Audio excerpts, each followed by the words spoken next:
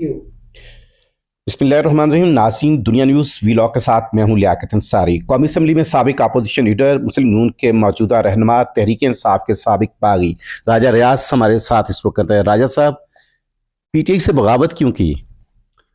मुझे शदीद इख्तलाफात था इमरान खान की पॉलिसियों की वजह से। और जिस तरह वो एमएनएज की बात नहीं सुनते थे, उनकी कदर नहीं करते थे, उनको इज्जत नहीं देते थे और उनको टाइम नहीं देते थे, उनके मसाइल नहीं हल करते थे, हल्के के अवाम के जो मसाइल लेके जाते थे वो हल नहीं करते थे। और मेरी नाराज़गी चल रही थी और उस दौरान उन्होंने जहांगीर तरीन साहब पे पर्चा दर्ज करा दिया और उनकी बेटियों पे पर्चा दर्ज करा दिया, तो उस पर फिर मैंने बगावत की। अच्छा, ये सिंध हाउस का प्लान कब बना था? सिंध हाउस का जब हमने अदम इत्मीद की तो हम सारे दोस्त इकट्ठे थे और उस वक्त इमरान खान की हुकूमत थी, वफाक में भी और सूबे में भी। तो हमें ये शदीद ख़तरा था कि ये हमें पार्लियामेंट लॉजिस से अगवा ना कर लें, इसलिए हमने खुद रिक्वेस्ट की थी, क्योंकि सिंध हाउस जो है वो सिंध पुलिस की तवील में था, तो इसलिए ये आसिफ जरदारी साहब ने फैसिलिटेट किया था या शहबाज शरीफ और आसिफ जरदारी दोनों सेम पेज थे? जी बिल्कुल, आसिफ जरदारी साहब और मियाँ शहबाज शरीफ साहब सेम पेज पे थे और वहाँ पे हमें मुस्लिम लीग नून के लीडर भी और पीपल्स पार्टी के लीडर भी हमारे साथ थे। अदम इत्मीद का प्लान कितना अर्सा पहले बन गया था कि चेयरमैन पीटीआई को हटाना है? आप अदम इत्मीद का प्लान जब सबसे पहले मेरे से बात हुई थी अदम इत्मीद से कोई 1 महीना पहले कि हमारा प्लान है ये, क्या आप हमें सपोर्ट करेंगे? ये तो किसने बात की थी? ये मुस्लिम लीग नून के सीनियर लीडर थे।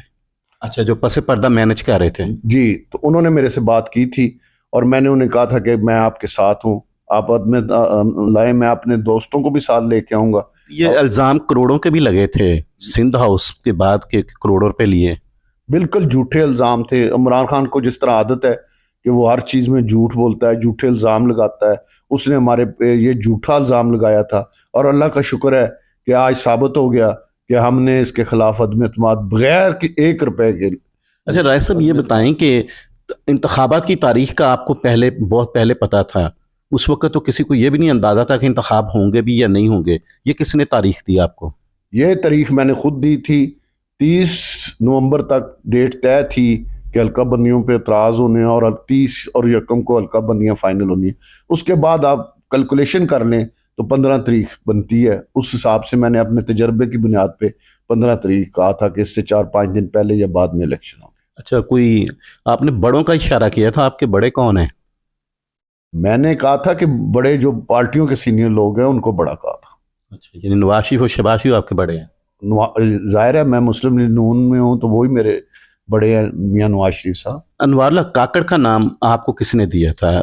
पीटीआई के जो लोग बागी थे उनसे मुशावरत हुई थी या कहीं और से नाम आया था? ये अनवारुल्लाह काकड़ साहब का नाम मैंने जो आजकल वजीर दाखिला हैं सरफराज बुख्ती साहब, उनसे डिस्कस करके उनके मशवरे पे ये नाम मैंने वज़ीर आज़म शहबाज शरीफ साहब को दिया था।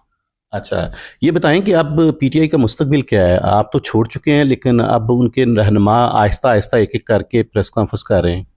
पीटीआई का मुझे कोई मुस्तकबिल नज़र नहीं आ रहा, क्योंकि उन्होंने जितनी बड़ी गलती की है कि हमारे जो शहीद हैं उनके मुजस्समे जलाए, उनको तोड़ा है, उसके बाद उनके लिए अवाम में भी नरम गोशा नहीं है और इस्टेब्लिशमेंट में भी उनके लिए कोई नरम गोशा नहीं है। स्टैब्लिशमेंट से लड़ाई उनकी बड़ी गलती थी या कोई और इश्यूज थे? इस्टेब्लिशमेंट से लड़ाई उनकी बहुत बड़ी गलती थी। तो ये चेयरमैन पीटीआई को क्या मतलब कोई खुद सरी की आदत थी? बस उनकी कैलकुलेशन गलत हुई है। उन्हें ख्याल था कि पूरी कौम मेरे लिए निकल आएगी और शायद किसी इदारे के अंदर से भी मुझे सपोर्ट मिल जाएगी। ना कौम बाहर निकली, ना किसी इदारे से उन्हें सपोर्ट मिल सकी। अच्छा, ये बताएं कि अब जेल ही उनका मुकद्दर है या इलेक्शन के बाद उन पे लिए कोई नरमियां होंगी? मुझे नहीं नज़र आ रहा कि उनके लिए कोई नरमी है, जेल ही उनका मुकद्दर है। कुछ लोग जो हैं अभी तक डटे हुए हैं पीटीआई के लिए, खास करके 2-4 बड़े नाम, वो पीटीआई छोड़ने के लिए तैयार नहीं। जेलों पे उन पे मुकदमा, जमानत होती फिर मुकदमा बन जाता है। वो 2 आदमी हैं, एक परवेज़ इलाही साहब और एक शाह महमूद कुरैशी साहब। वो दोनों इस उम्मीद में बैठे हुए हैं कि अगर इमरान खान हौसला हार जाए और तहरीक इंसाफ की चेयरमैनी छोड़ दे, जिसके इम्कान बहुत बढ़ रहे हैं, तो शायद हम चेयरमैन बन जाए, इसलिए वो बैठे हुए। अच्छा, ये इम्कान बढ़ रहा है कि चेयरमैन पीटीआई अपनी चेयरमैनशिप छोड़ देगा? ये इम्कान दिन ब दिन बढ़ रहा है कि शायद इमरान खान सियासत भी छोड़ दे और चेयरमैनशिप भी छोड़ दे। तो किसको पीटीआई का चेयरमैन देख रहे हैं आप, चोई परवेज लाई या शाह महमूद कुरैशी? ज़्यादा चांस शाह महमूद कुरैशी के। और चोई परवेज लाई का क्या, वो सदर के तौर पर ही रहेंगे? वो शायद सदर रहें या पंजाब में सियासत आप जानते हैं कि वो करते हैं, पंजाब के लिए कोशिश करें।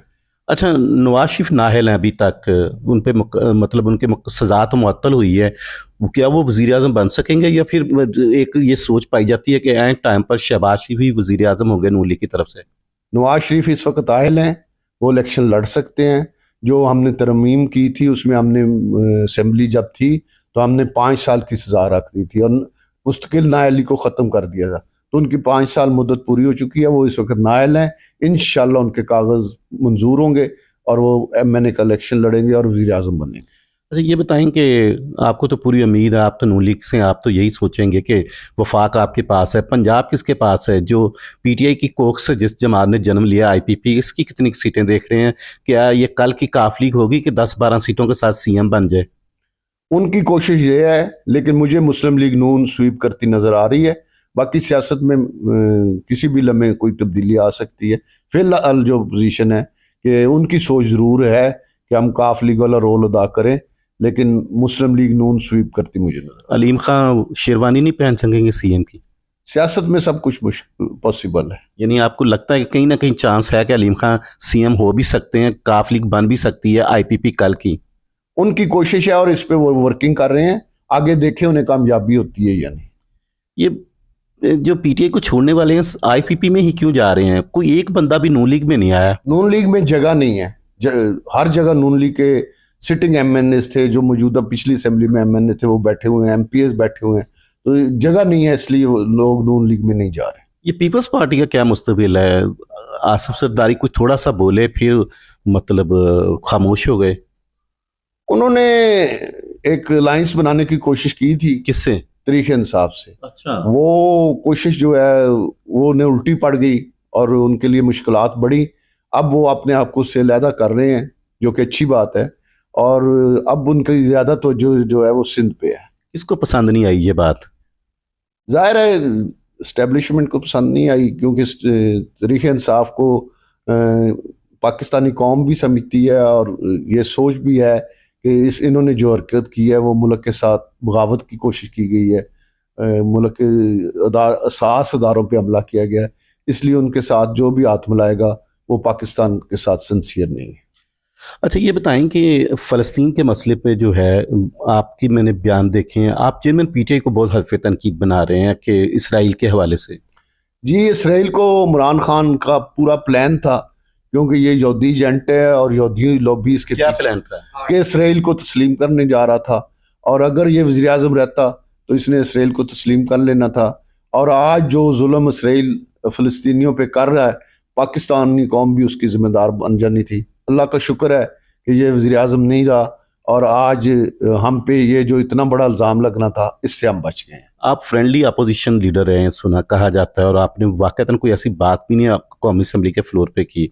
ये जो आपको नून लीग का टिकट मिला है उसी का सिला है? नहीं, ऐसी कोई बात नहीं है। मैंने कौमी असम्बली में जब अपोजिशन लीडर था तो जो मुनासिब समझा, लड़ाई की कोशिश नहीं की, लेकिन हाउस के अंदर जो मैं गलत समझता था वो भी कहता था, जो सही था उसकी तारीफ भी करता था। तो ये टिकट अभी मैंने रिटायरमेंट होने के बाद नून लीग ज्वाइन की है और अभी अप्लाई किया है, अभी मुझे टिकट मिला नहीं है। अच्छा, ये बताएं कि पीटीआई के लोगों के लिए क्या मशवरा है आपके पास? अब आप समझा जाता है कि आप बड़े बास लोगों के दोस्त हैं, तो पीटीआई के लोगों के लिए जो अभी छोड़ी नहीं जिन्होंने, उनके लिए क्या मशवरा है? जिन्होंने छोड़ी नहीं वो इस उम्मीद पे हैं कि शायद हम MP या MNA बन जाएं पीटीआई के टिकट पे, लेकिन मैं उन्हें कहना चाहूँगा कि ये आपकी गलतफहमी है। इस गलतफहमी को दूर करें और हकीकत की दुनिया में आएँ। आप पीटीआई के टिकट से MP MNA नहीं बन सकते। क्या वो इलेक्शन नहीं लड़ सकेंगे? इलेक्शन लड़े भी तो पीटीआई के टिकट से MP MNA नहीं बन सकते। ये थे कौमी असम्बली में साबिक अपोजिशन राजा रियाज, जिन्होंने पीटीआई के लोगों को मशवरा दिया है कि पीटीआई का कोई मुस्तकबिल नहीं है, अगर वो इलेक्शन लड़े भी तो जीत नहीं सकेंगे या फिर लड़ नहीं सकेंगे। नाज़रीन, इसके साथ मुझे दीजिए इजाज़त। अल्लाह हाफिज़।